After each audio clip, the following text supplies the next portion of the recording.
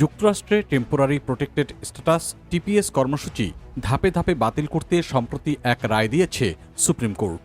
আর এ কারণেই এখন অনিশ্চয়তার মুখে পড়েছে দেশটিতে থাকা লাখো বৈধ কর্মজীবী অভিবাসীর ভবিষ্যৎ।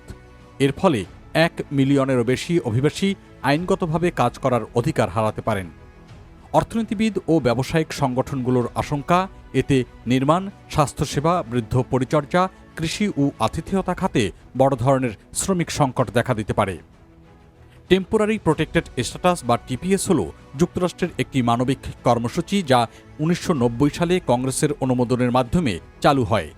যুদ্ধ, রাজনৈতিক অস্থিরতা বা প্রাকৃতিক দুর্যোগে ক্ষতিগ্রস্ত দেশের নাগরিকরা নিজ দেশে নিরাপদে ফিরতে না পারলে যুক্তরাষ্ট্রে সাময়িকভাবে বসবাস ও বৈধভাবে কাজ করার সুযোগ পান।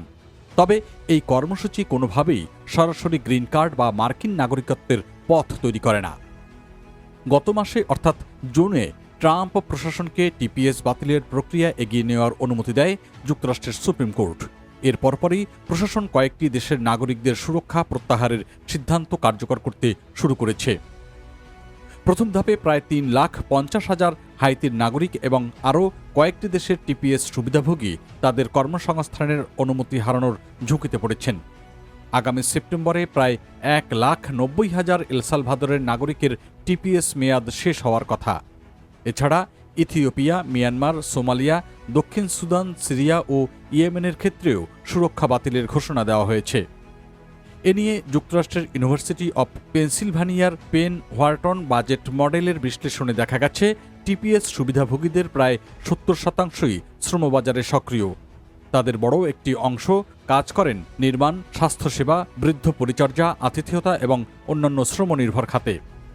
যদিও অর্থনীতিবিদদের ধারণা সবাই একদিনে চাকরি হারাবেন না। কেউ কেউ আশ্রয় বা অ্যাসাইলাম বা অন্য কোনো আইনি সুরক্ষার চেষ্টা করবেন, আবার কেউ অনানুষ্ঠানিকভাবে কাজ চালিয়ে যেতে পারবেন। এদিকে পরিস্থিতি মোকাবিলায় কংগ্রেসকে দ্রুত আইনগত উদ্যোগ নেওয়ার আহ্বান জানিয়েছে যুক্তরাষ্ট্রের সবচেয়ে বড় ব্যবসায়িক সংগঠন ইউএস চেম্বার অব কমার্স।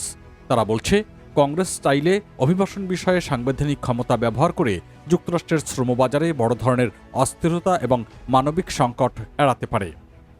নির্মাণ খাতের সংগঠন অ্যাসোসিয়েটেড বিল্ডার্স অ্যান্ড কন্ট্রাক্টরস ও হোমল্যান্ড সিকিউরিটি বিভাগকে চিঠি দিয়ে সতর্ক করেছে যে টিপিএস বাতিল হলে নির্মাণ শিল্পে দক্ষ শ্রমিকের ঘাটতি আরও প্রকট হবে।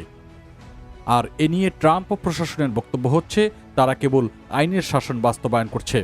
ভবিষ্যতে অন্যান্য মানবিক কর্মসূচি, কর্মসংস্থান ভিত্তিক অভিবাসন এবং বৈধ অভিবাসন ব্যবস্থাও আরও কঠোর হতে পারে।